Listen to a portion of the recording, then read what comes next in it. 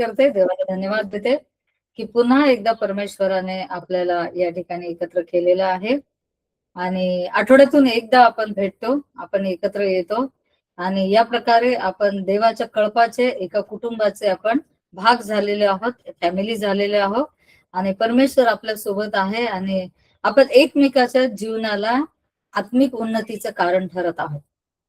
प्रत्येक जण एकमेकाला उचलून धरत आहे, आत्मिक जीवन उंचावत आहे आणि प्रभूची मी स्तुती, देवाला मी धन्यवाद देते. अत्यंत आत्मिकतेने स्वप्नील ब्रदर यांनी आज आराधना घेतलेली आहे आणि परमेश्वराने परमेश्वर त्यांना गाईड करत होता, प्रिपेअर करत होता. त्यांच्या शब्दातून परमेश्वर प्रगट होत होता आणि अत्यंत मधुर गीत होतेच, त्याचबरोबर ते भावनाशील सुद्धा होते, आत्म्यातून होते आणि एक मंडळीला चेतावणी देणारे, आव्हान देणारे सुद्धा होते.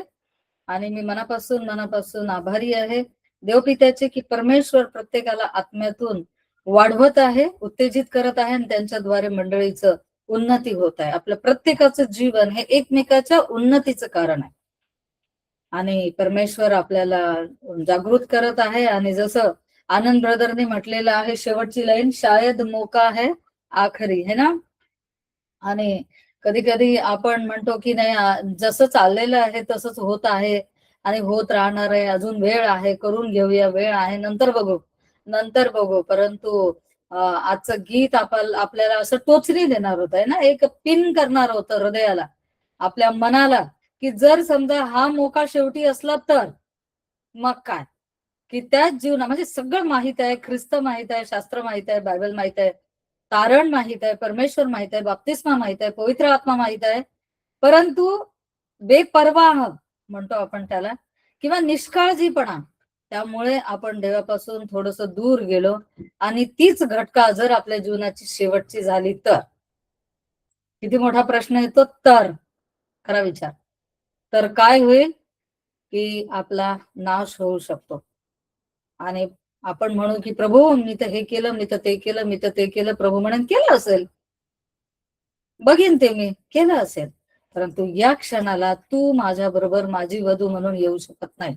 खाली राहा 7 वर्ष चांगला अनुभव घे, देवाला अजून ओळख, ख्रिस्ताची कृपा आणखी जाणून घे, पवित्र आत्म्याचा अभिषेक बघ आता मिळतो का तुला, शास्त्र आणखी वाचून घे कुठे कुठे असले तर. हिमानी राठोड त्यांचं घर माहित आहे का, त्यांच्या घरी जा, त्यांचे खूप नोट्स आहेत, त्या नोट्स वाच, बघ तुला समजते का. स्वप्नील ब्रदर यांच्या घरी जा, त्यांचे गीत आहेत, बघ त्या गीतातून काही जागृती होते का. आनंद ब्रदर असे चिडून ओरडून म्हणत असतात, असं करा तसं करा, बघ असा व्यक्ती आता सापडतो का, नाही ना. आता स्वतः गुडघ्यावर ये आणि स्वतःच जीवन स्वतः सावरून घे. किती कठीण वाटतं ना बोलताना, गंमत म्हणून घेऊ नका प्रियांना, हे होऊ शकतं.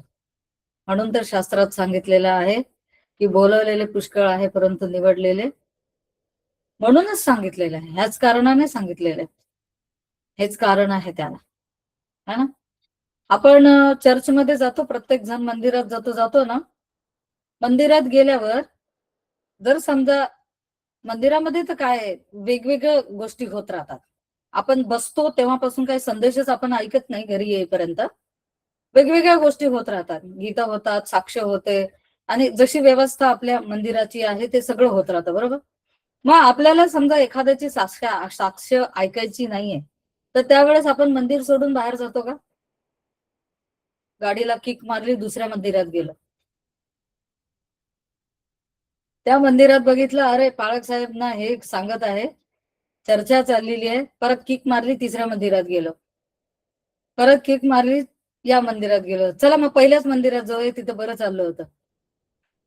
म्हणून माझी रिक्वेस्ट आहे, आनंद ब्रदर नेहमीच तुम्हाला सांगत असतात, माझी रिक्वेस्ट आहे की ज्या वेळेस आपण एकत्र जमतो तर शास्त्र शिकवतं की ज्या ठिकाणी 2 किंवा 3 आहेत तेथे मी आहे. जरी आपण आपल्या घरामध्ये आहे, ऑनलाईन आहे, प्रत्यक्ष आपल्या समोर पुलपिट नाही आहे, प्रत्यक्ष मी तुम्हाला दिसत नाही आहे, पण माझा व्हिडिओ मी ऑन केलेला आहे मी दिसण्यासाठी, है ना. तर आपण ज्यावेळेस परमेश्वराच्या नावाने एकत्र येतो त्या ठिकाणावरून आपण ये जा करायला नको. ही असभ्यता आहे.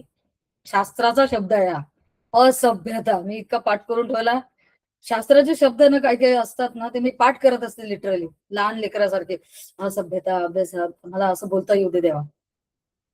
असभ्यपणा आहे हा, जो देवाला आवडत नाही. देवाच्या उपस्थितीमध्ये आपण आलेला आहे, काही कारणाने आपण त्या ठिकाणी निघून जातो आणि जा ये आपण करतो, परमेश्वरा आपल्याला आशीर्वाद देणार नाही. आणि म्हणूनच शायद मोका आखरी, आणि लेफ्ट करतोय आणि मोका आखरी झाला. परमेश्वर म्हणून गेला होता ना बाहेर, रा बाहेर. थोमा जो आहे तो थोमा त्या मंडळीमध्ये नव्हता त्यावेळेस, है ना, तो नव्हता त्या ठिकाणी, तो अब्सेंट होता चर्चमध्ये.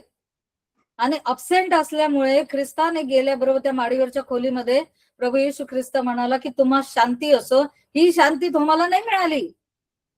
पवित्र आत्म्याचा स्वीकार करा, हे पण त्याला नाही मिळालं. आत्मा पवित्र नाही मिळाला, पवित्र आत्मा त्याला नाही मिळाला.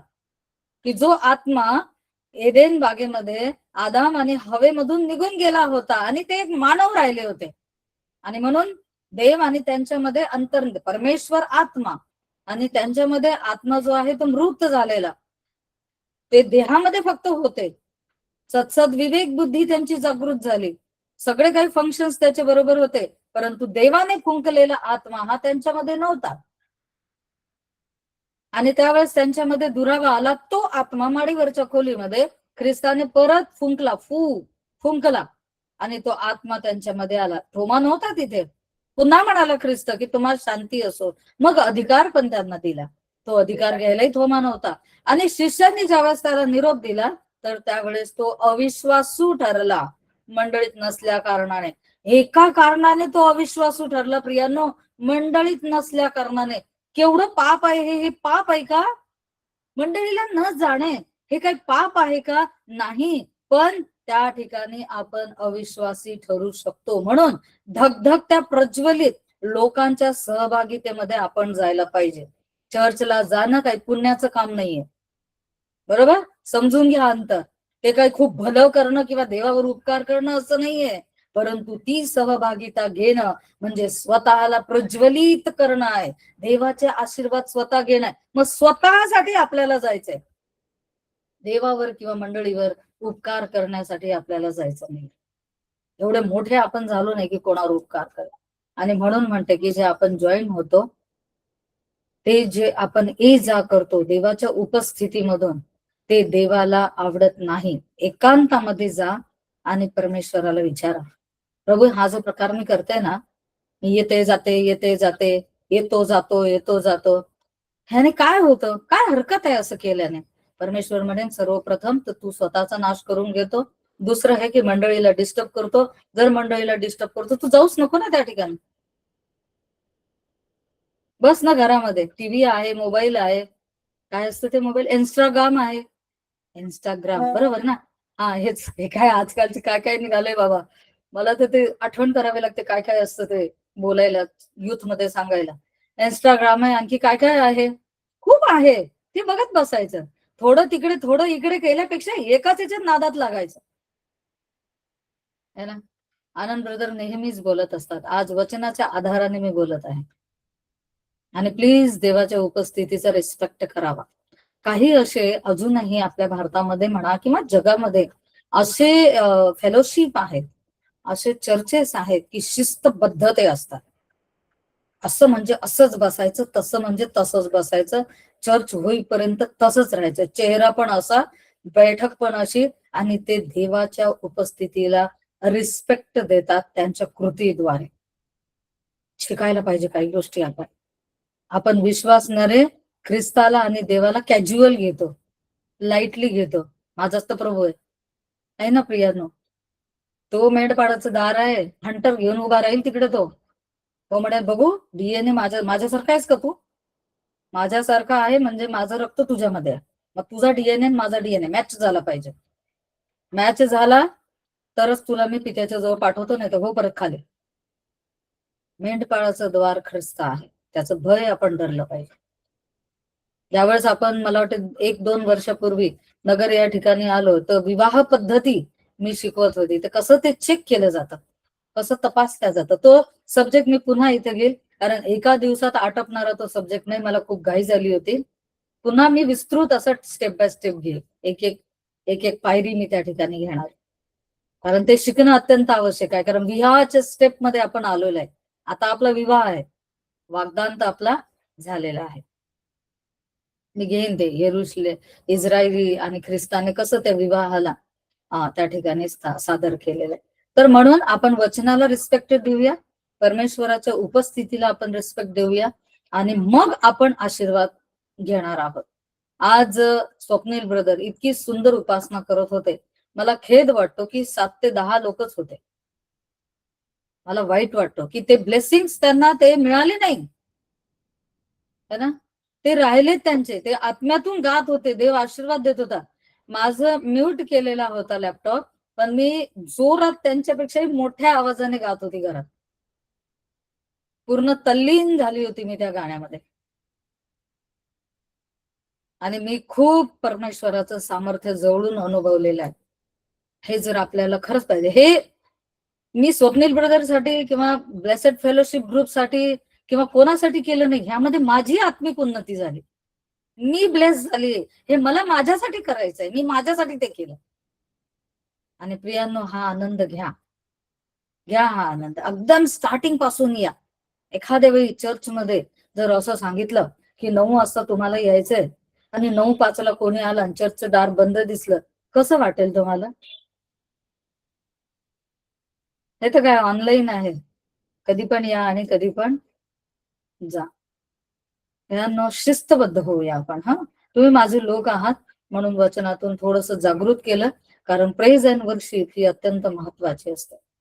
कोणीही घेऊ प्रेज अँड वर्शिप, देवाच्या सानिध्यामध्ये ते आपल्याला घेऊन जात असतात. आपल्या वचनाकडे आपण जाणार आहोत आणि आपला टॉपिक चाललेला आहे सुवार्ता.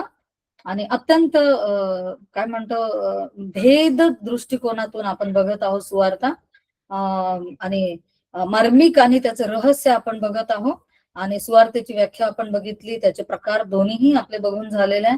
आज एकदम सेन्सिटिव्ह टॉपिक मी तुमच्या समोर घेणार आहे आणि तो म्हणजे आहे पाप. नेहमी प्रश्न पडतो आपल्याला, पाप म्हणजे नेमकं काय आहे ना, की कशाला पाप म्हणावं. आपण त्याचे प्रकार सुद्धा नंतर दुसऱ्या सेशनला बघणार आहे. त्यानंतर कोणते पाप आणि कसे त्याचं न्याय होणार आहे तेही बघणार आहे. आणि मग नंतर आपण एक उदाहरण पण बघणार आहे. आणि कसा काय की तो विश्वासणारा होता आणि विश्वासातून अंतरला, तेही बघणार आहे. असं करत करत मग आपण सुवार्तेच्या पायऱ्यांमध्ये येणार आहे. पण पहिले आपण आपलं जे मूळ आहे सुवार्तेचं ते घट्ट आणि असं मजबूत असं करून घेणार आहोत. तर आज आपला आहे पाप. पाप म्हणजे नेमकं काय आहे ना. बरेचदा पाप ही जी बाब आहे, या पाप ह्या शब्द म्हणजे दिवसभर व्यक्ती त्या शब्दामध्ये घोळलेला असतो. दिवसभर तो तिथेच राहतो.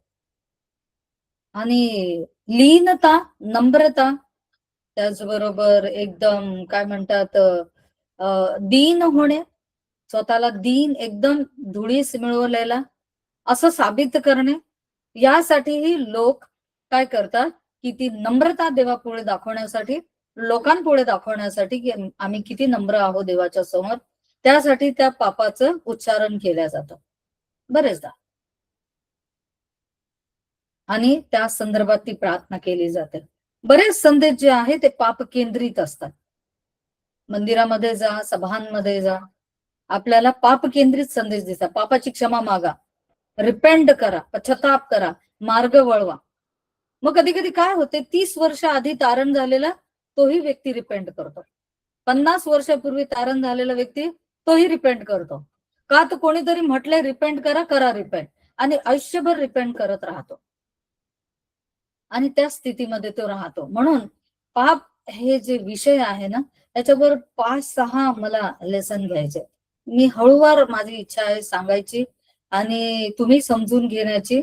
आणि ह्या गोष्टीला आपण समजून घेऊया, एकदा एकदा समजूनच घेऊया की प्रकार काय आहे, बरोबर ना. आणि त्यामुळे मग ख्रिस्ताची कृपा जी आहे ती कृपा आपल्यामध्ये उतरेल आणि ती कृपा समजून उमजून उतरेल. फक्त देवाने माझ्यावर कृपा केली, देवाने माझ्यावर कृपा केली अशी शाब्दिक नाही, तर समजून उमजून ती आपल्यामध्ये उतरेल आणि मग ती फलदायी होईल. मग आपलं जीवन आनंदी होणार. बरोबर. क्लेश असतील, दुःख असतील, त्रास असतील, आपण ह्याच दैहिक शरीरामध्ये आहोत. देहावर येणाऱ्या गोष्टी ज्या आहेत त्या आपल्यामध्ये येतील, पण त्यामध्ये आपण स्थिर राहणार आहे, त्यामध्ये मजबूत राहणार आहे. कारण आता कृपा शब्द फक्त आपल्यासाठी नाहीये, तो कृपा या शब्दाचा अर्थच कळलेला आहे. नेमकं कृपा म्हणजे काय आहे ना. तर त्यामुळे आपण पाप पहिले बघून घेऊया. तर पाप म्हणजे काय. आता मी एक व्याख्या बनवली. संशोधक आहे मी शास्त्राची, मला शोध घ्यायला आवडतो. तुम्हालाही लक्षात आलं असेल की मी किती शोधून शोधून करत राहते है ना. मी स्वतःलाच म्हणते मी रिसर्चर आहे, बायबल रिसर्चर. मला आवडते बायबलचा शोध घ्यायला. आणि पाप म्हणजे काय ते याची व्याख्या मी एक माझ्या मनाने म्हणजे सगळ्या शास्त्राचा अभ्यास करून मी घेतलेला आहे की ते म्हणजे काय, देवाविरुद्ध बंड. पाप म्हणजे काय, तर देवाविरुद्ध बंड. परमेश्वर आहे आणि मनुष्य आहे. मनुष्य ज्यावेळेस देवाच्या विरुद्ध बंड करतो म्हणजे ते काय आहे, पाप. दुसरं म्हणजे काय, तर पाप म्हणजे आज्ञाभंग. देवाने आज्ञा दिलेली आहे, मनुष्याला मानायची नाहीये, ऐकायची नाही, इग्नोर करायचंय, दूर जायचंय, हटवादीपणा करायचा, लहान लेकरासारखं जा जा, मी नाही मी नाही. इस्रायली लोक असेच करायचे है ना. आणि आज्ञाभंग, आणि आज्ञाभंग आणि देवाविरुद्ध बंड म्हणजे काय झालं, पाप. मग आज्ञाभंग, त्या एदेन येथल्या बागेमध्ये आदम आणि हवेला एकच आज्ञा दिली होती, झाडाचं त्या फळ खायचं नाहीये है ना. तर ते फळ त्या ठिकाणी खाणं हे पाप होतं त्यांच्याकडं. त्या फळाबरोबर राहणं, त्या फळाला बघणं, त्या फळाच्या जवळ जाणं, त्या फळाला तोडणं, तोडून हातात घेणं आणि म्हणणं की हे किती मनोरम आहे, हे पण पाप नव्हतं.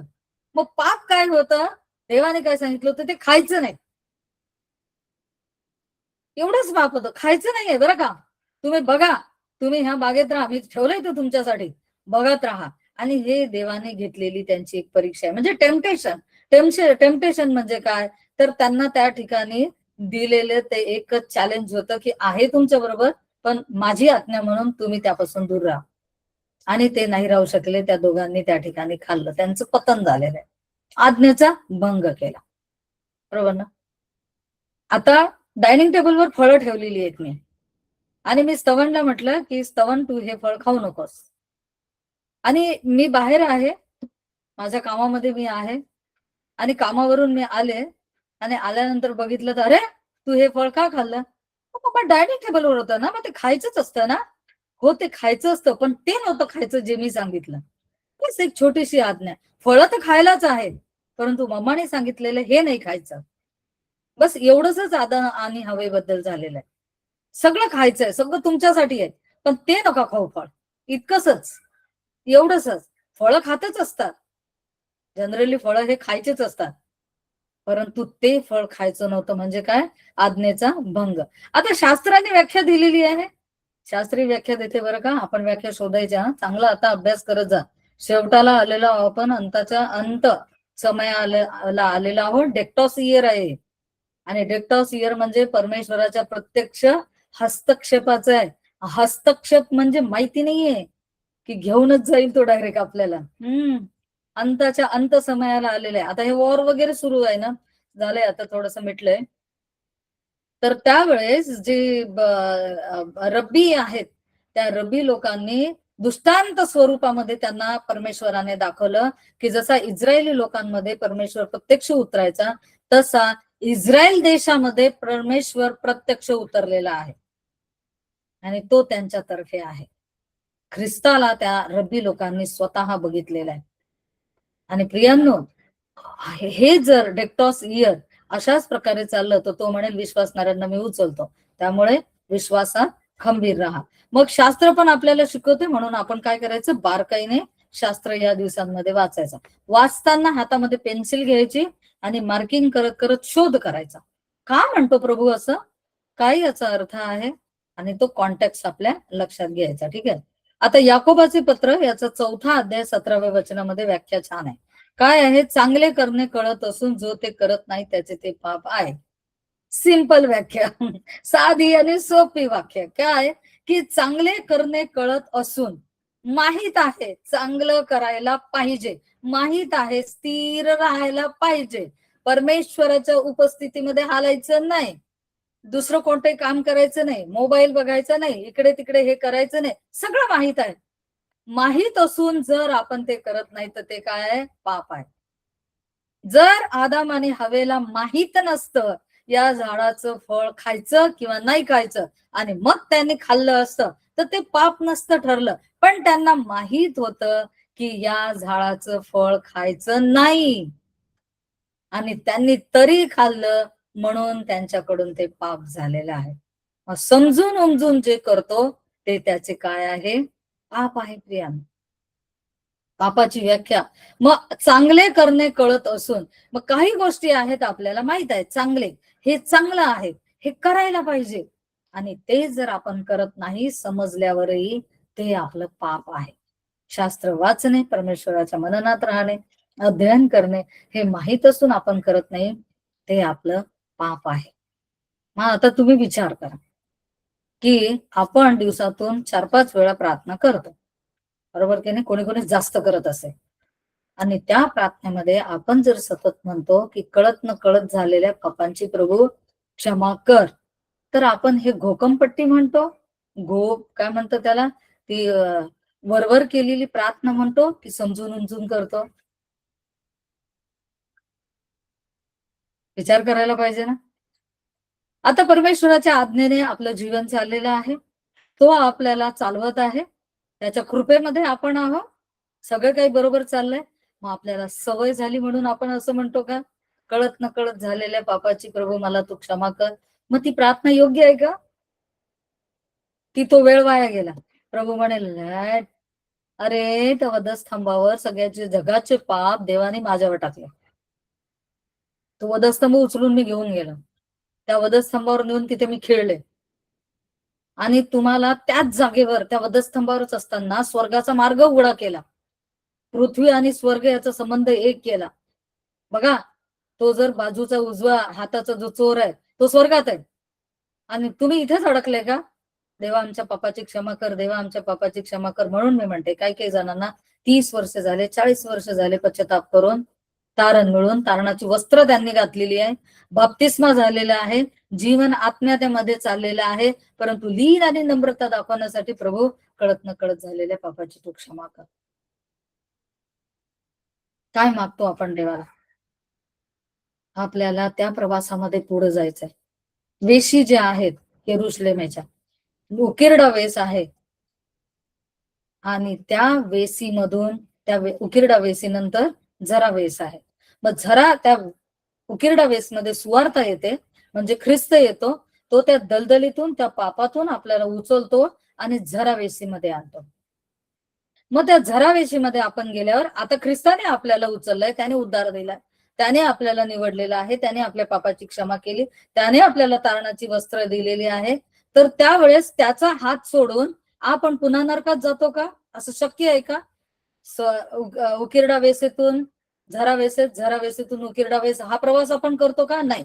तर झरा वेसेतून आपण पाणी वेसमध्ये जातो, पाणी वेसमधून घोडा वेसमध्ये जातो, आणि मग सभा वेसमध्ये, आणि अशा प्रकारे आपला प्रवास हा पुढे जातो. त्या वेशी तशाच आहेत. मग आपण तारण प्राप्त झाल्यावर पुन्हा पाप, पुन्हा तारण, पुन्हा पाप, पुन्हा तारण, पुन्हा पाप असं का करतो?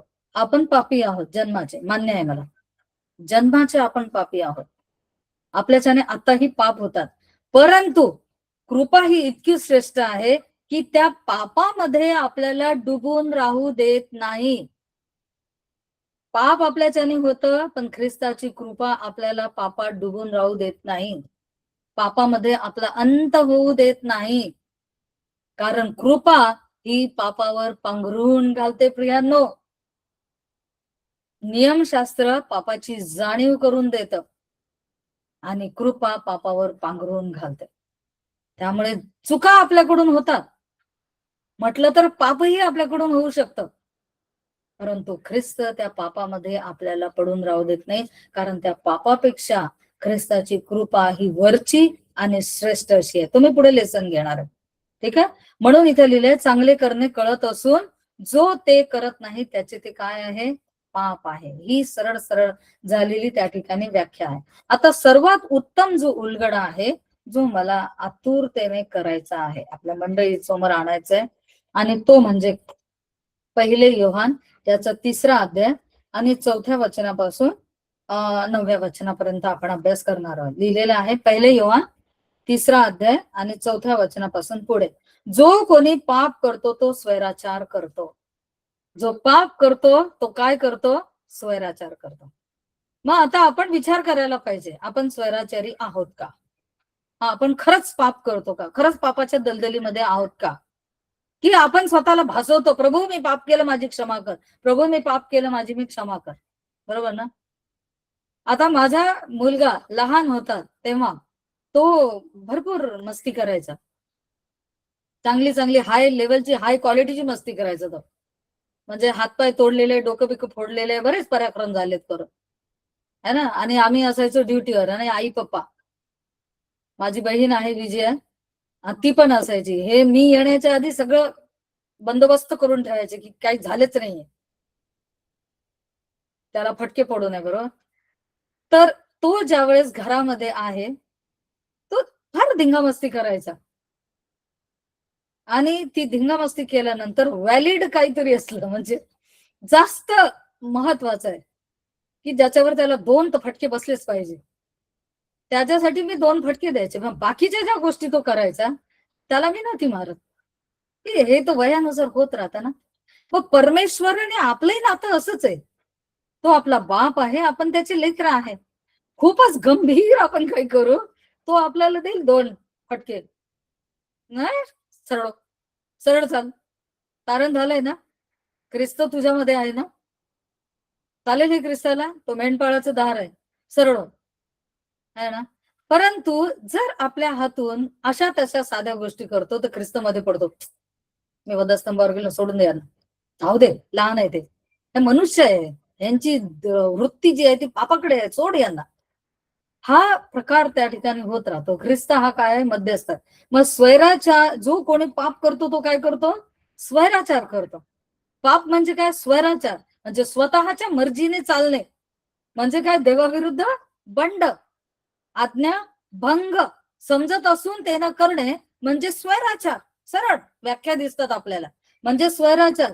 कारण पाप स्वैराचार आहे. पाप काय आहे, स्वैराचार.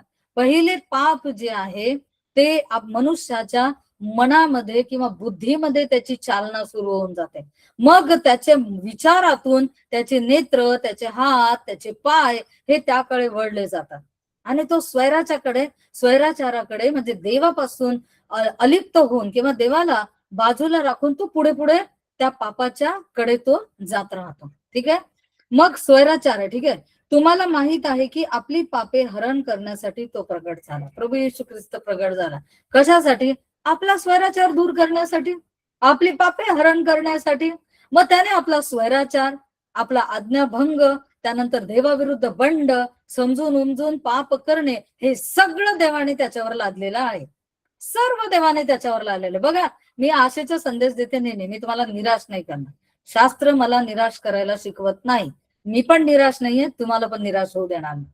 काय लिहिलेलं आहे की प्रभू येशू ख्रिस्त प्रगट झाला कशासाठी, तर सगळी पापे हरण करण्यासाठी. स्वैराचार काय करतं, पापाला प्रवृत्त करतं. आणि ख्रिस्ताने काय केले, पाप हरण केले, म्हणजे आपला स्वैराचार, आपलं जीवन त्याने बदललं, आपला स्वभावच त्याने बदलून टाकला.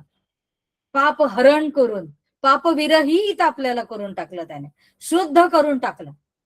कारण तो कुठे राहतो, आपल्या पुढे राहतो, मागे राहतो, आजूला बाजूला, की कुठे राहतो, की वर राहतो, तो आपल्या अंतःकरणात राहतो. तो आपल्या अंतःकरणात आहे. ज्या वेळेस पापाची कबुली आपण करतो, आपल्याला तारण प्राप्त होतो, त्यावेळेस तो वस्तीला येतो आपल्या हृदयरूपी राजासनावर, आणि त्या ठिकाणी तो आपल्याला खात्री देतो, मी तुझे सगळे पाप हरण केलेले आहे, आता ते तुझ्याजवळ नाहीये, ते मी वधस्तंभावर खेळलेले आहे. त्याच्या ठाई पाप नाही. आणि प्रभू कसा आहे आपला, त्याच्या ठाई पाप नाही, तो शुद्ध आणि निष्कलंक आहे. शुद्ध आणि निष्कलंक आहे. मग शुद्ध आणि निष्कलंक ख्रिस्त माझ्या हृदयामध्ये आहे. मी कशी झाली, शुद्ध आणि निष्कलंक. सिंपल. प्रभू येशू ख्रिस्त जो पवित्र आहे तो तुमच्यामध्ये आला, त्याने तुमच्या हृदयामध्ये हृदयाचा ताबा घेतला, तो तुमचा स्वामी, तुमचा मालक झाला. तो शुद्ध आहे. त्याच्या शुद्धतेमुळे सगळी अशुद्धता, सगळा स्वैराचार दूर निघून जातो आणि आपण कसे होतो? शुद्ध होतो. कारण ख्रिस्ताने सगळे पाप स्वतः घेतले. पुढे, जो कोणी त्याच्या ठाई राहतो. आता बघा किती छान लिहिलेला आहे योहानाने. तो योहान जो ख्रिस्ताच्या उराशी झोपलेला असायचा, बसलेला असायचा, त्याच्या अंगावर तो लोळायचा, त्याचे हार्टबीट सुद्धा त्याने काउंट केलेले होते. इतका तो हृदयात घुसलेला तो योहान. तो काय म्हणतो? जो कोणी त्याच्या ठाई राहतो. कोणाच्या? ख्रिस्ताच्या ठाई राहतो, तो पाप करत नाही. Praise the Lord. मग तुमच्या अंतःकरणामध्ये ख्रिस्त आहे, तुमचं तारण झालेलं आहे, तुमच्या पापांची क्षमा झालेली आहे, तर तुम्ही पाप करत नाही, कारण ख्रिस्त तुमच्या हृदयात आहे. मग तरी आपण सारखं म्हणतो, देवा माझ्या पापाची क्षमा कर. देवा. प्रभू म्हणतो, अरे पुढे चल, पुढे कार्य कर. त्या मारतेसारखं बडबड बडबड बडबड करत राहतो. काम काम काम काम. मरिये सारखं माझ्या प्रेमामध्ये गुरफटून राहा. मी खरा द्राक्ष व्हायला आहे. त्या द्राक्षाचे फाटे कसे त्याला गुरफटून राहतात, मग ते फळ देतात. माझ्यामध्ये गुरफटून राहा. आणि इथं काय लिहिलेलं आहे? जो कोणी त्याच्या ठाई राहतो. आपण ख्रिस्ताच्या ठाई राहतो म्हणजे ख्रिस्त आपल्या ठाई राहतो. आपल्याला त्याच्या ठाई राहायचंय, मग तो आपल्या ठाई राहतो आणि राहतो. तो पाप करत नाही. एकदम एकदम स्टेटमेंट दिलेला आहे. तो पाप करत नाही, तो पाप करणार नाही, तो पाप करत नव्हता, तो पाप करेल वगैरे असं काही नाही. एकदम डेफिनेट त्या ठिकाणी सांगितले, तो पाप करत नाही. ज्याच्या ठाई ख्रिस्त आहे. मग तुम्ही आता स्वतःची पारख करा, स्वतःच परीक्षण करा. माझ्या पापांची क्षमा झाली आहे का? माझं तारण झालं आहे का? आणि त्याची खात्री ठेवा.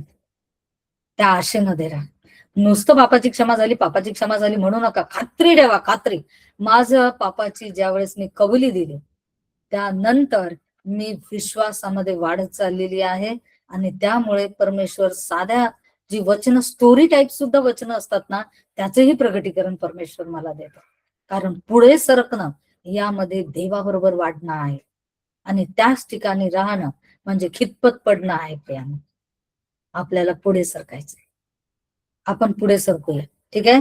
पाप करत नाही. जो कोणी पाप करतो त्याने त्याला पाहिले नाही. मग जो पाप करतो म्हणजे स्वैराचार करतो, देवाच्या विरुद्ध उभा राहतो, त्याने त्याला पाहिले नाही. कारण पाप आणि ख्रिस्त एका ठिकाणी राहू शकत नाही. मग पाप करत आहे म्हणजे ख्रिस्ताला पाहिलं नाही, ख्रिस्ताला पाहिलं म्हणजे पाप नाही. सिंपल. मग आपण ख्रिस्ताचं नाव घेतो, त्याच्या नावाने प्रार्थना करतो, होली कम्युनियन म्हणजे प्रभू भजन घेतो, सगळं काही करतो आणि म्हणतो प्रभू मी पापी आहे. तो म्हणतो मग तू माझा नाही, तू मला पाहिलंच नाहीये. आणि पुढे काय लिहिलं? त्याला ओळखले सुद्धा नाही. तू तर मला ओळखतच नाही, तुला अजून माझी ओळखच व्हायची आहे, कारण तू अजून पापामध्येच गुरफटलेला आहे. तुला खात्रीच नाहीये त्या पापाबद्दल. तुला खात्री असायला पाहिजे की मी इतका सामर्थ्यवान परमेश्वर तुझ्या हृदयात राहतो. तुझ्या पापांची मी क्षमा केलेली आहे. तुझे सगळे ऋणपत्र मी रद्द केले, फोडून टाकले आणि तुझ्यावर कोणतीही दंडाज्ञा येणार नाही. मी हे वचनात दिलेलं आहे. मी हे तारण्याच्या वेळी तुला खात्री दिलेली आहे. मग ती खात्री नाहीये का तुला?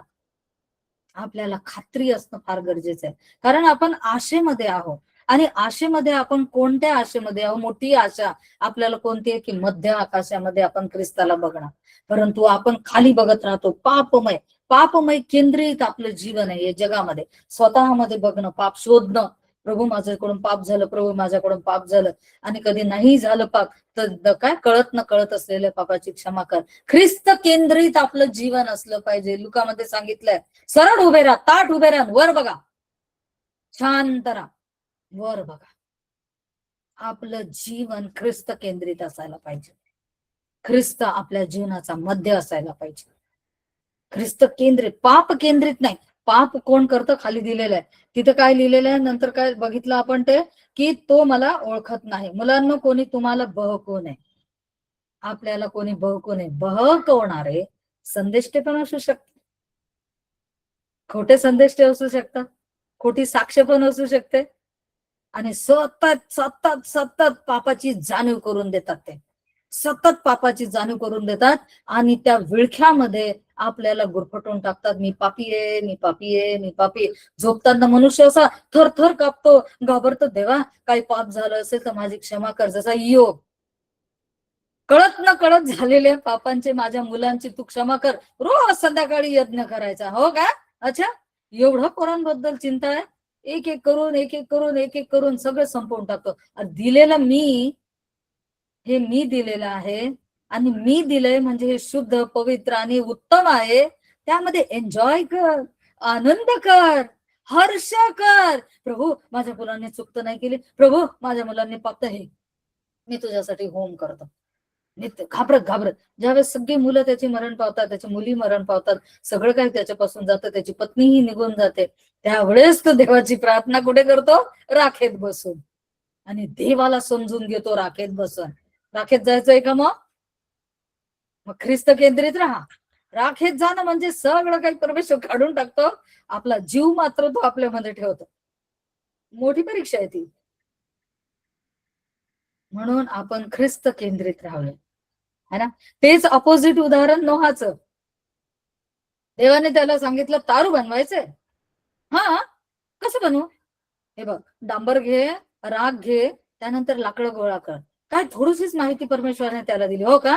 अच्छा, त्याचं लाकूड, डांबर आणि काय, राळ घेऊ. ओके, ठीक आहे. जा, कुदळ अंगावर खांद्यावर घ्यायची की निघाला जंगलमध्ये. 3 मुलगे, 3 सुना. त्यांना काही बघितलं नाही, त्यांच्याबद्दल त्याला भीती पण नाही, बिनधास्त देवावर. देव मला सांभाळतो, माझ्या लेकरांनाही सांभाळेल. परमेश्वराने लिहून ठेवलंय देवाच्या आत्म्याने की नोहा हा नीतिमान आणि देवाचं भय धरणारा धार्मिक व्यक्ती होता. त्याचबरोबर त्याचे 3 मुलगे, 3 सुना आणि त्याची बायको सुद्धा. ते 8ही तारूमध्ये गेले. नोहाने त्यांच्याकडे लक्ष नाही दिलं. तो काय होम करत नव्हता बसला, देवाने जे सांगितलं ते करत बसला, तारू बांधत बसला. आणि तारू बांधत असताना देवाने त्यांचं नीतिमत्व तसंच ठेवलं, साबूत ठेवलं. विश्वास, आशा, खात्री, देवावर खेळलेली खात्री, पूर्ण देवाला सलेंडर. काही काही आपण काय करतो? देवाच्या हातात देतो, थोडं थोडं आपण घेतो, थोडं देवाच्या हातात देतो, थोडं थोडं आपण घेतो. परमेश्वर म्हणतो पूर्णच घेतो, आता घेऊन टाक, तुझ्या मर्जीने तू कर. तुझं थकला ना, तू सगळे झाले ना तुझे उपाय, मग मी करतो. मग परमेश्वर काय करतो? आराम करतो, विश्रांती. हा, करत राहा. आणि मग आपण करतो, आपण दमून जातो, मग देवा झालं, आता माझ्या सगळ्या चुकांची क्षमा कर, मी परत तुझ्या चरणाजवळ आलेलं आहे. देव म्हणतो झालं सगळं करून, आता तू शांत बस, मी काम करतो. आणि मग आपल्याला शांत बसवतो, तो म्हणतो आता मी कामाला लागतो, बघ आता कसं देतो फटाफट. कोणी काम केलं पाहिजे? मग आपण केलं पाहिजे की देवाने? देवानी. आपण फक्त विश्वासामध्ये खंबीर आणि आशेमध्ये स्थिर त्या ठिकाणी राहिलं पाहिजे. आणि मग बहकून जाऊ नका म्हणू ना. आता मी तुम्हाला कृपेचा आणि आशेचा संदेश देत आहे. इथे हो हो हो हो हो हो करायचं, सभेमध्ये गेले, हा देवा माझ्या पापाची क्षमा कर. विश्वास ठेवा, तुमचं तारण झालंय का? खात्री ठेवा, तुमचं तारण झालंय का? तुमच्या हृदयामध्ये ख्रिस्त आहे का? याची तुम्हाला खात्री होणे गरजेचं आहे. वारंवार त्या पापाकडे जाऊ नका, वारंवार पापाची क्षमा मागू नका. ज्याची क्षमा झालेली आहे त्याच्याबद्दल क्षमा का मागता? ज्याची क्षमा होऊन चुकली आहे त्याची क्षमा मागण्यात काहीही अर्थ नाहीये. पुढे लिहिलेलं आहे की बघू नका, जसा तो नीतिमान आहे. कोण नीतिमान आहे? परमेश्वर. परमेश्वर एकच नीतिमान आहे, तो त्रैक्यामध्येही एक आहे, बरोबर. तो नीतिमान आहे, तसा नीतीने चालणाराही नीतिमान आहे. तुम्ही आणि मी ख्रिस्ताच्या ठाई देवाचं नीतिमत्व आहोत. म्हणून मी नेहमी म्हणते की देवाचं नीतिमत्व, देव नीतिमान आहे केवळ, आणि तोच केवळ पवित्र आहे. आणि त्याचं नीतिमत्व ख्रिस्ताच्या द्वारे आपल्यामध्ये आहोत आहे, म्हणजे आपण नीतिमान आहोत. आपला उद्धार झालेला आहे, आपलं तारण झालेलं आहे, आपण नीतिमान ठरवण्यात आलेलं आहे. आपण नीतिमान आहोत, आपण आत्मा आहोत, आपण पवित्र केल्या गेल्या आहोत, आपण निवडलेला वंश आहोत, आपण वतनदार आहोत. आपण याजक, राजे वगैरे वगैरे कोण नाही. आपण कोण आहे? देवाची मुलं. मोठा अधिकार आहे ज्याला वतन असतं. राजांना वतन नसतं, याजकांनाही वतन नसतं. याजकाला तर काही नाही, वेदीवर जे काही असेल उरलेलं तेच त्यांना भाग मिळायचा. परंतु 12 वंशांना वतन होतं. आपण वतनदार आहोत, आपल्याला वतन आहे. पाप करणारा सैतान आहे. झालं क्लिअर? मी सांगते का? वचन सांगते. मंडळीबद्दल बोलण्यात आलेलं आहे, ख्रिस्ताबद्दल बोलण्यात आलेलं आहे, आणि दोघही पापी नाहीयेत. जो ख्रिस्तावर विश्वास ठेवतो तो त्या ठिकाणी शुद्ध आहे, आणि परमेश्वर तर नीतिमानच आहे. ख्रिस्ताबद्दल काय विचार करायचा? तो तो शुद्ध आणि निष्कलंक आहे. त्याला पाप ठाऊक नव्हते, त्याच्या ठाई पाप नाहीये. बरोबर? मग पाप कोण करतो? सैतान करतो, आणि तोच तो गिरट्या मारत असतो आपल्या भोवती भोवती. आपल्या भोवती भोवती फिरणारा तोच आहे. या कानात येऊन सांगतो, ए त्या दिवशी हे चूक केली होती तर ते पाप आहे. ते हो का? पाप आहे? प्रभू प्रभू प्रभू म्हणतो. ऐकलं त्याचं? अरे मी तुझ्या हृदयात आहे. मग मी तुझ्या हृदयात असताना पाप कसं येईल? काय ऐकतो त्याचं? त्याचं ऐकू नकोस. इथं काय लिहिलेलं? पाप करणारा सैतान आहे, कारण सैतान प्रारंभापासून वर स्वर्गात त्या ठिकाणी त्याने मनातून पाप केलं. देवाच्या विरुद्ध उभा राहिला. बंड त्याने केलं मनातून. मी मी मी मी मी मी मी परमेश्वर म्हणाला, अच्छा मी मी मी मी मी मी का? चल्ली खाली, जा तिकडे खाली. आणि त्याला काय केलेलं आहे? खाली टाकण्यात आलेलं आहे.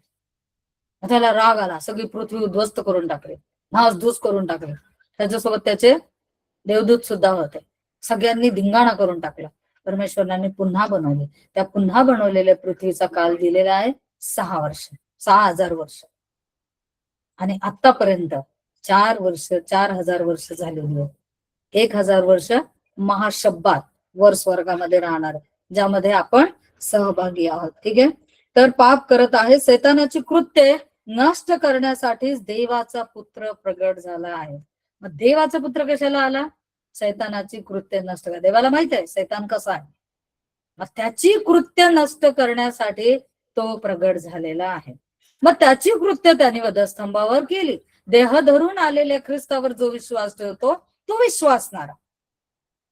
योहानामध्येच सांगितलेलं आहे, पुढच्या 4थ्या अध्यायामध्येच. आणि देह धरून आलेल्या ख्रिस्ताला जो नाकारतो तो अँटिक्राइस्ट, ख्रिस्त विरोधी. मग आपण देह धरून आलेल्या ख्रिस्तावर विश्वास ठेवतो, म्हणजे आपण त्याच्यावरही विश्वास ठेवतो की तो माझ्या पापा खातर वधस्तंभावर गेला, आणि त्याने काय केलेली आहे? सर्व सैतानाची दुष्ट कृत्ये नष्ट केलेली आहे. म्हणजे आता सैतानाची दुष्ट कृत्ये आपल्यामध्ये कार्य करू शकत नाही. पण आपल्या डोक्यातून आणि आपल्या मनातून जात नाही. आपल्याला वाटते की सैतानाने केलं, सैतानाने केलं, सैतानाने केलं. दिवसभर देवाचं नाव घेतल्यापेक्षा त्याचं नाव जास्त घेतो.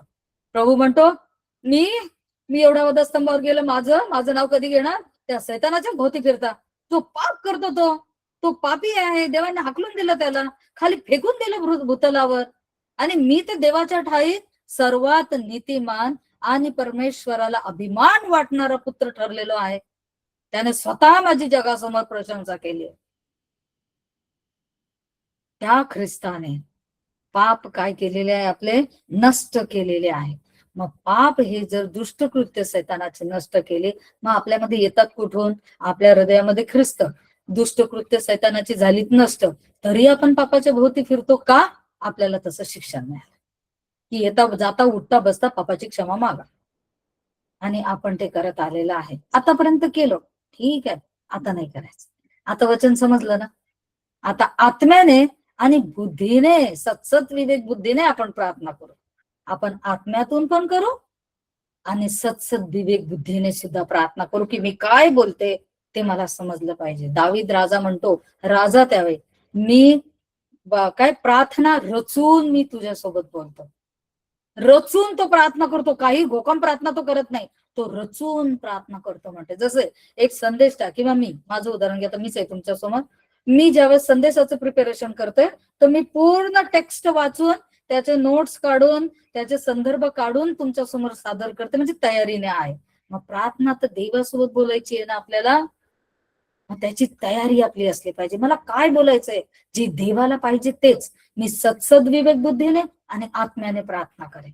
मी सत्सद विवेक बुद्धीने आणि आत्म्याने स्तोत्र गायन करेन. पौल म्हणतो, जसे आज स्वप्नील ब्रदरनी आत्म्याने आणि सत्सद विवेक बुद्धीने गाणे निवडले आणि सादर केले.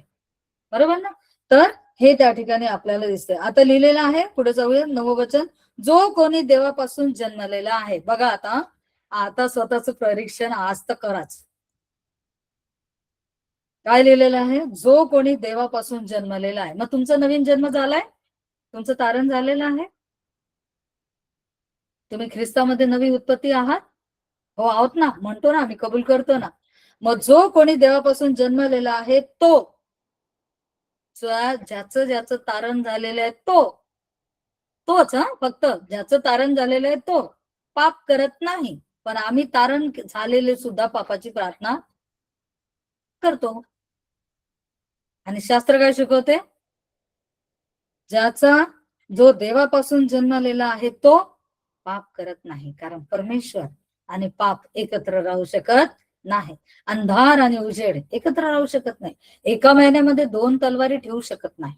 तसं पाप आणि ख्रिस्त एका जागेवर राहू शकत नाही. तुमच्या हृदयामध्ये एक तर पाप असेल किंवा एक तर ख्रिस्त असेल. मग ठरवा, माझं तारण झालेलं आहे का? मुखाने कबुली दिली तेव्हाच ख्रिस्ताने आपल्या जीवनाचा ताबा घेतलाय. तो आपल्या हृदयामध्ये राजस्थानाला आलेला आहे. त्याने सगळं काही आपलं माफ करून टाकलेलं आहे आणि आपल्याला तो चालवत आहे याची खात्री करा. ते नका करू, घे घे घे देवा, मी तू तू तू तू मी ते नका करू. आणि काय लिहिलेलं? पाप करत नाही, कारण त्याचे बीज सर्वात महत्वाचं. प्रभू येशू ख्रिस्त एक बीज स्त्री पासून निर्माण झालेलं एक बीज देह धारण करून आला. तो ख्रिस्त त्यांच्यामध्ये राहतो. तो बीज, तो ख्रिस्त आपल्यामध्ये राहतो, यासाठी की आत्म्याच्या द्वारे आपण फळ द्यावे. त्या बीद्वारे आपण फळ नाही देऊ शकत. ज्यावेळेस ख्रिस्त आपल्यामध्ये आहे त्यावेळेस आपण फळ देऊ शकतो. फाटा उगाच फळ स्वतःहून देणार नाही. जोपर्यंत तो त्या द्राक्ष वेलाला गुरफटून राहत नाही तोपर्यंत तो काही फळ देऊ शकत नाही. नाही तर कोणाच्याकडे द्राक्ष वेल असेल तर त्या द्राक्ष वेलाचा एक फाटा काढा आणि खाली ठेवा आणि म्हणा दे फळ, आता सीझन आला. बघा तो देतो का फळ? त्याला द्राक्ष वेलामध्ये गुरफटून राहावं लागेल. आणि ख्रिस्त म्हणतो मी खरा द्राक्षवाला आहे. माझ्यामध्ये जो गुरफटून राहील तो काय करेल? फळ देईल. आणि काय लिहिलेलं आहे? त्याचे बीज त्याच्यामध्ये राहते, त्याच्याने पाप करवत नाही. आहे पाप बाजूला बाजूला, परंतु ते बीज त्याला पाप करू देत नाही. मग आपण कसे पापी? माझ्या तारणाची मी प्रार्थना केली तरी मी कशी पापी? का मी पापी? की मला सवय झालीये ते पाप स्वतःच्या अंगावर ओढण्याची. मला सवय झाली पाप पाप पापी पापी पापी, मी पापी, हे प्रभू मच पापावर दया कर. प्रभू म्हणे हा तारण झालं होतं तुझं? त्या दिवशी तुझे अश्रू बघितले मी, तुझं हृदय मी बघितलं. तू खूप भग्न झालेली होतीस, तू अनुतप्त झाली होती, तू थरथर कापत होती आणि मी तुला आलिंगन दिलं, मी तुला सावरलं, मी तुला धीर दिला, मी तुला तुझ्यामध्ये गेलो आणि तुला सामर्थ्य दिला. तिथून पुढे तू माझ्या सोबत आली आणि आज परत म्हणते मी पापी आहे. थोडा विचार करा प्रियांनो. हे गॉस्पल आहे आपला, gospel of peace, gospel of grace, gospel of mercy. ही कृपेची सुवार्ता मी तुम्हाला सांगत आहे. भ्रष्ट आणि भेसळ झालेली विपरीत सुवार्ता नाही सांगत आहे. ही खरी सुवार्ता आहे. काय आहे तर ख्रिस्त माझ्यामध्ये आहे, कारण सुवार्ता म्हणजे ख्रिस्त आहे, कृपा आहे. तो माझ्यामध्ये आहे तर माझ्यामध्ये पाप नाही. ही खरी सुवार्ता मी तुम्हाला सांग. योहान किती त्या ठिकाणी तळमळीने तो सांगत आहे की कसं काय तुम्ही सतत सतत सतत सतत सैतानाच्या गोलगोल गोलगोल फिरत आहात का? तुमच्यामध्ये पाप नाहीये. पुढे काय लिहितोय आहे की तिथं लिहिलेलं आहे त्याच्याने पाप करवत नाही, कारण तो देवापासून जन्मलेला आहे. आपण देवापासून जन्मलेली उत्पत्ती आहोत. आपण नवी उत्पत्ती आहोत. आपण जुनी उत्पत्ती नाही. आपण नवीन कराराचे पुत्र आणि कन्या आहोत. जुना करार हा त्या ठिकाणी पाट्यांवर होता, दगडावर होता. तो रद्द केला जाऊ शकत होता, तो तुटू फुटू शकता. मोशने तो तोडले पण 2 पाट्या, है ना. तो तुटू पण शकत होता आणि त्यामध्ये हेरबदल पण करता येत होती, काही पण करता येत होतं, कारण तो दगडावर होता. परंतु ख्रिस्ताने तर मांसमय रूपी अंतकरण रूपी आत्मिक पाट्यांवर त्याने करार घे, स्वतःच्या रक्ताने त्याने करार केलाय प्रियांनो, स्वतःच्या देहावर त्याने आपल्याला विकत घेतलेलं आहे. आपण नवीन कराराची पिढी आहोत. मग तरी सुद्धा आपल्यामध्ये पाप कसं राहील लिहिलेलं आहे, कारण तो देवापासून आहे. आपला जन्म हा ख्रिस्तापासून झालेला आहे. त्याचं बीज आपल्यामध्ये आहे. त्यामुळे आपल्यामध्ये स्वैराचार नाही. आपल्यामध्ये स्वैराचार नाही. तुम्ही बघा, वाटेल तुम्हाला बरेचदा की मी पण हे करते, सगळं जगच करते, मी पण करतो, सगळं जगच करते. करायला बघतो आपण, बघतो, पण त्या ठिकाणी आपल्याला राहवत नाही, ते आपल्याला करवल्या जात नाही. आपण माघारी येतो.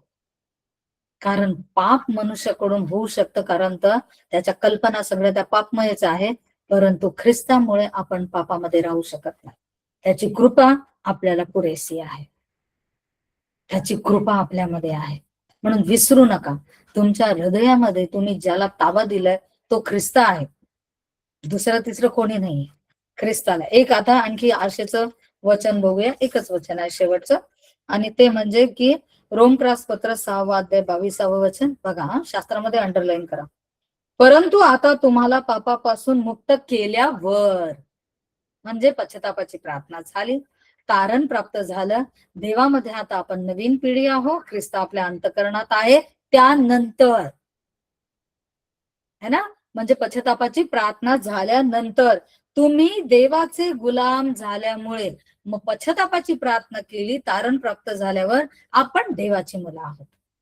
मग देवाची मुलं आहोत म्हणजे आपण कोण झालेलो आहोत? देवाचे गुलाम. म्हणजे सैतानाची गुलामगिरी आणि त्याचं राज्य, त्याचं अधिपत्य आपण देवाच्या सामर्थ्याने तिथून सुटलोय, तिथून निघालोय आणि देवाच्या गुलामगिरीमध्ये आल्यामुळे त्याचा परिणाम पवित्रीकरण असे फळ तुम्हाला मिळत आहे. त्याचा परिणाम पवित्रीकरण फळ हे आपल्याला काय मिळत आहे? मग तुम्ही आणि मी कोण आहोत? आपण पवित्र आहोत. तुम्हाला याची खात्री व्हायला पाहिजे. आता तुम्हाला आशा असायला पाहिजे की मी देवाच्या ठाई पवित्र आहे. जसा माझा ख्रिस्त पवित्र, तसा मीही पवित्र आहे. त्याने मला पवित्र केलेले आहे. आपल्यामध्ये ते फळ आहे, कोणतं? पवित्रीकरण हे फळ. त्याचा शेवट तर सार्वकालिक जीवन आहे, आणि त्या पवित्रकरणाद्वारे आपल्याला सार्वकालिक जीवन आहे. आपण सार्वकालिक जीवनाची अपेक्षा करतो, आशा धरतो, कारण तिथे लिव्हिंग स्टँडर्ड किंवा राहायचंय तिथे जाऊन, म्हणून त्याची आपण आशा ठेवतो. पण आपल्याला या जगामध्ये खात्री नाहीये की मी पवित्र आहे, माझ्यामध्ये देवाचा आत्मा आहे, मी आत्मा आहे. या देवरूपी शरीरामध्ये एक माझा आत्मा आहे, जो सजीव केलेला आहे देवाने, जिवंत केलाय, त्याने फुंकर टाकलेली आहे, त्याने मला नव्याने अभिषेक केलेला आहे. याची खात्री आपल्याला नाही येते. सार्वकालिक जीवन आपल्याला पाहिजे, स्वर्ग. आता मी कोणाला कॉमन प्रश्न विचारला, तुम्हाला स्वर्गात जायला आवडेल की नरकात? सगळे म्हणतील स्वर्गात, सर्व म्हणतील स्वर्गात, स्वर्गच पाहिजे. परंतु ही खात्री ठेवणार नाही की ख्रिस्त माझ्या हृदयात आहे, माझं शुद्धीकरण झालेलं आहे, मी नवीन पिढी आहे, माझ्यामध्ये ख्रिस्ताचं बीज आहे, मी पवित्र आहे, त्याचा आत्मा माझ्यामध्ये आहे. ही खात्री आपण देणार नाही. आज एखाद्या सभेमध्ये कोणी जर विचारलं, तुमचं तारण झालेलं आहे, याचं प्रूफ काय? आपण हा जाते, कोणाला तर दुसऱ्यांना सांगू दे, बघू ते काय सांगतात, त्यांना सांगू दे, त्यांना सांगू दे. हिमानी आहेत ना, हिमानी सिस्टर, त्यांनी सांगितलं की त्याच्या आधारावर काहीतरी बोलू. त्या खूप अभ्यास करतात, त्यांना सांगू दे पहिले काय म्हणतात त्या. खात्री पाहिजे, खात्री, ठाम खात्री, जशी हिमानी राठोडची ठाम खात्री आहे की डेक्टॉस इयर आहे, प्रभू तू आला तरी मी तयार आहे. डेक्टॉस इयर, प्रभू तू आला तरी मी तयार. येस, मला घेऊन चल. आज Swapnil brother second last song म्हणत होते, तर त्यावेळेस मी म्हटलं बस ना आता, येऊन जा ना प्रभू. बस बस ना आता, गेली ना सुवार्ता इकडे तिकडे, तर येऊन जा ना, चल ना आता, तुझ्याजवळ राहायचंय. परमेश्वर म्हणतो झाला, थकली एवढ्यातच, अजून खूप सांगायचंय, सांग. सगळा अभ्यास करून सगळं सांग, मग बघेल मी या युगाचा शेवट कधी करायचं. काम अजून बाकी आहे ना. पण ह्या वर्षामध्ये तयार आहे, डेक्टॉस इयर आहे, शांतता जरी वाटत असेल तरी जगामध्ये खूप काही सुरू आहे, खूप सुरू आहे, खूप काही सुरू आहे आत्मिक दृष्टिकोनातून, स्पिरिच्युअली. जे बाल देवत आहे ते भूमीच्या वर आलंय प्रियांनो. जे सैतानी चर्च आहे, एक शॉर्ट इन्फॉर्मेशन देते, सैतानी चर्च आहे ते भूमीच्या वर येऊन सैतानाची वर्शिप करायला लागले. त्यांना परमिशन सुद्धा काय म्हणतात पाश्चात्य देशांमध्ये मिळालेली आहे. आणि हळूहळू हळूहळू जे काही दुसरे देश आहेत ते पण परमिशन देतील. आपल्या आजूला बाजूला सैतानाचं चर्च दिसेल फिरांना. प्रकार मंडळांमध्ये सुद्धा दिसते. आपण म्हणतो की आपण त्याच्यापासून दूर आहे, फार दूर नाहीये. हे व्हायला काहीच वेळ लागणार नाही. म्हणून या अंताच्या अंत समयाला स्वतःला आपण काय करणार आहोत तयार. आणि म्हणून आता खात्री ठेवा की प्रभू येशू ख्रिस्त माझ्यामध्ये आहे, माझं नवीनीकरण झालंय, माझं तारण झालेलं आहे, मी पवित्र आहे, मी नीतिमान आहे, मला फळ देत राहायची आहे, मी फळ देत राहणार. मला प्रार्थनेचे दान आहे, मी प्रार्थना करत राहणार लोकांसाठी, माझ्यासाठी, माझ्या कुटुंबासाठी, देशासाठी, इस्रायल राष्ट्रासाठी. मी 4 तास प्रार्थना करू शकते, मी ती करणार. मी संदेशाचं मला दान आहे, मी संदेश देत राहणार. मला त्या ठिकाणी साक्ष देण्याचं दान आहे, मी ते करणार. मला गीत दानाचं दान आहे, कोणी काही म्हणो, 4 लोक असो, 2 लोक असो, मी लोकांकडे बघणार नाही, मी देवाच्या गौरवाला बघणार.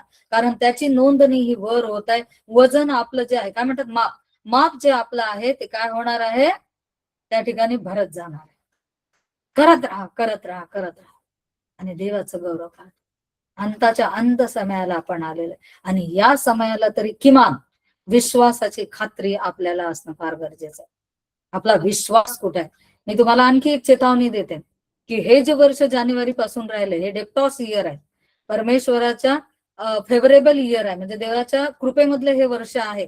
परंतु त्या कृपेमध्ये परमेश्वर एकदम बारकाईने विश्वासणाऱ्यांच्या विश्वासाची पारख करत आहे. संदेश मी तयार केलेले हे जे आहे यामध्येच तो संदेश तुमच्याकडे येणार. विश्वासाची पारख होत आहे आपली, काय म्हणतात, परधर्मीय लोकांची नाही, नामधारी ख्रिश्चन लोकांची नाही, कधी कधी चर्चला जाणाऱ्या लोकांची पण नाही पारख होत आहे. पारख कोणाची होत आहे? विश्वासणाऱ्यांची. जे मोजके लोक आहेत, जे मोजके आहेत त्यांचीच पारख होत आहे. टेम्पटेशन आहेच, त्यानंतर छळ आहेच, आणि जगातली स्थिती आणि परिस्थिती ती पण आहेच. त्याबरोबर वरून परमेश्वर आपली तपासणी करत आहे. आणि अशा स्थितीमध्ये आपला विश्वास काय आहे? आपल्याला आता खऱ्या आणि सत्य प्रार्थना करायचे, आत्म्याने सुद्धा आणि सद्विवेक बुद्धीने सुद्धा. आपण जागृत होऊया.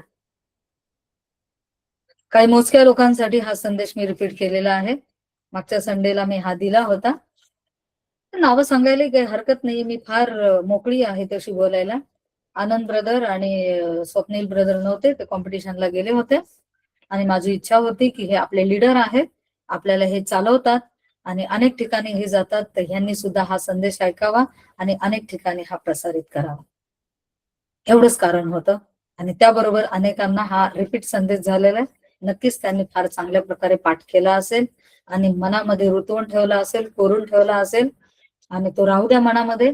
आणि हा संपूर्ण आठवडा या विश्वासामध्ये आणि या वचनाच्या प्रकाशामध्ये आपण चालूया. देवबाप तुम्हा सर्वांना आशीर्वादित करो. परमेश्वराची स्तुती करते, देवाला धन्यवाद देते की पुन्हा एकदा ख्रिस्ताचं गौरव खुले आम एकदम मुक्तपणे मला करता आलं, त्याची घोषणा करता आली, त्याचं नाव सर्व जगामधून श्रेष्ठ ठरवून उंच करता आलं.